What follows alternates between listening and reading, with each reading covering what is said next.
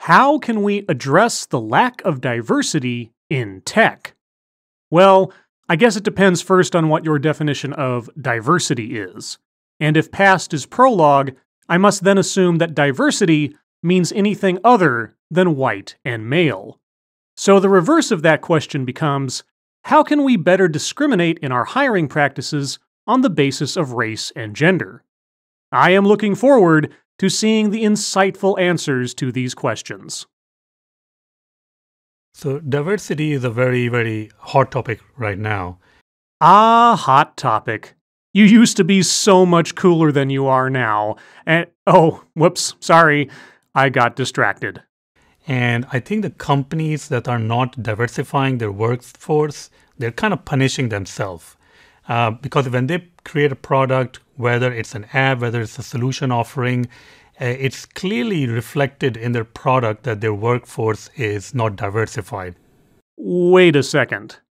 An app or a solution offering is reflective of the diversity of their workforce. How? I mean, if I am playing Candy Crush, how does playing Candy Crush tell me who made it or what they look like? And if the app or solution does what I need it to do, why should it matter? And what if an app is made by a single person as a passion project, and you happen to be aware of that fact? Well, what then? Do apps that lack diversity in their creative teams need to be rejected or something? I'm confused. I was really lucky early on, in fact, the first job I had in the industry, to have some really strong female mentors. That was really instrumental in where I am today. Ah, so you had multiple female mentors in the industry that helped you.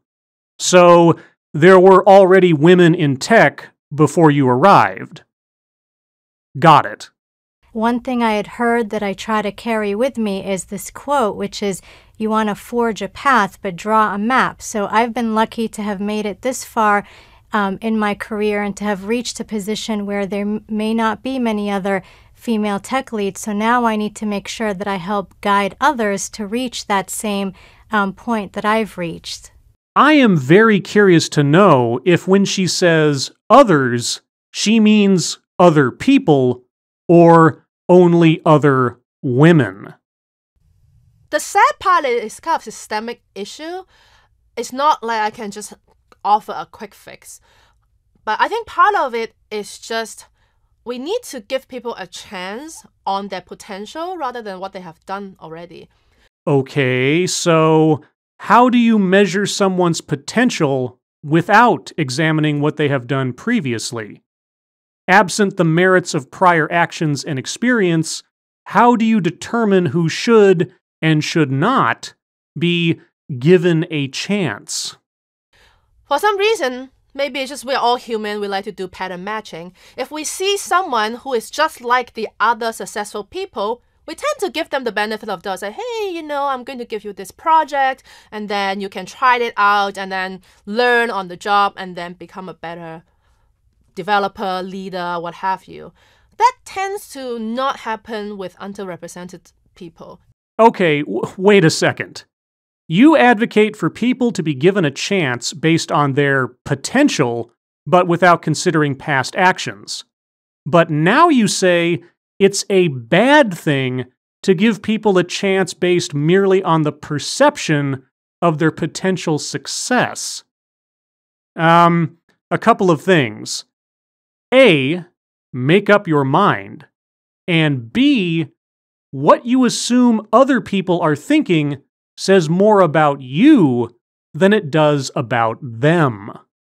Usually what happens is they need to prove that they can do the job first before they will be assigned those more interesting projects that will lead them to bigger things. If proving that someone has the experience and qualifications for a job or a task is a bad thing in our speaker's eyes, I would love to be a fly on the wall when she conducts a job interview. Because, apparently, our speaker just needs to look at someone without bothering to inquire about merit to decide whether to dole out a job or a project to them. A practice which is, of course, what she's already told us is the wrong thing to do. I think that lack of opportunity is really hurting people who doesn't fit the mold. We kind of need external help to move these people up rather than they cannot lift themselves up. We need to move these people up. They cannot lift themselves up. Got it. If they just go knock on doors and demand the exciting projects, someone still need to give them the benefit of doubt. So I think being conscious that we have that bias and then actively try to offer up opportunities for more people will help a lot. Yes, being conscious that you have a bias. I wonder if our speaker is aware of her own. There is a diversity problem in the tech community right now, and I think the way to solve that is we need people traveling more. I think that when you travel, you realize that people is people everywhere. So one cannot know that people are people without traveling to other places. Well, I won't argue that being isolated from other cultures and perspectives can inhibit a person's worldview. So, okay, I'm with you so far, I think. It doesn't matter where the people is coming from. It doesn't matter the gender, religion. So everything is the same when we are talking about tech, when we're talking about people, persons. So I think that's the only way that you have to learn that you are exactly the same as anyone else in the world. All right. Again, no real disagreement so far, at least in principle. But if the idea is that someone needs to travel in order to know that people are people, the implication is that people in tech, who are in charge of hiring, are somehow inherently unaware that people are people, and that this is inhibiting diversity, which is an interesting accusation, if that is where this is going. Talking about the language, is that, to be honest, I haven't been on any issue there. So again, being on 57 countries, I always communicate with everyone there. So if you want to communicate, so if you feel like you're talking with someone that can add you value, it will work somehow. Travel does not equate to mastering other languages.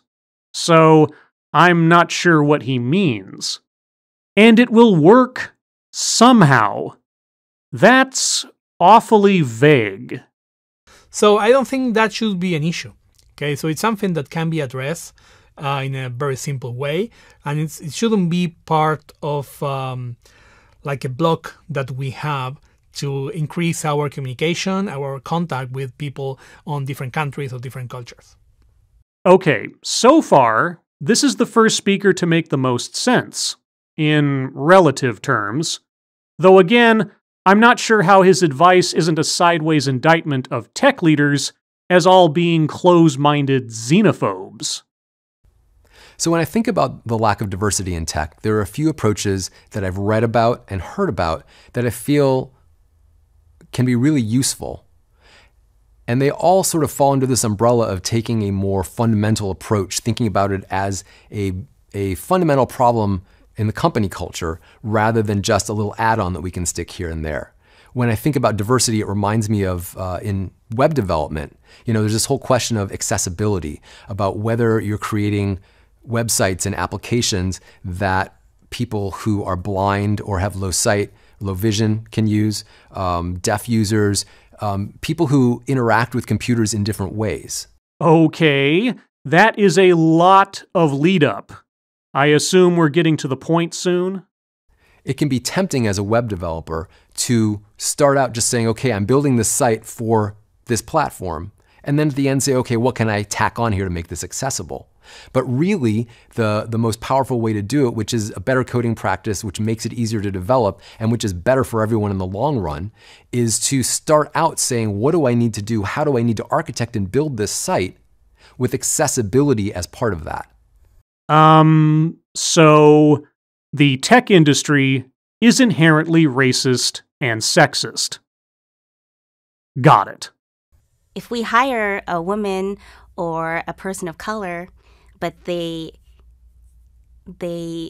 behavior is still the same as everyone else in tech, then that's really not really solving the issue either. So we also have to think about different personality types, different viewpoints on topics. So the idea is to expand what we think diversity means. It's more than just gender. It's more than just race. It's really just allowing different kinds of people to just enter the industry and just be who they are. We're all here to work together, and that's really what we should be focusing on. Well, finally, someone who made some sense. Diversity should be a matter of talent and skill, not skin color and gender. But given what happened to that Apple executive when she advocated for the same notion, I am surprised that our last speaker here hasn't already been run out on a rail.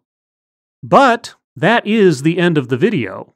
Some diverse insights from some diverse people on how to improve diversity in tech. Because, obviously, none of those people actually have the jobs they say they do because there is no diversity in tech. And did we hear any concrete answers to the question at hand? Not really. But hey, if you actually solve a problem, you cannot get attention for, or make a career out of complaining about, that same problem. Can you? As always, thank you for watching.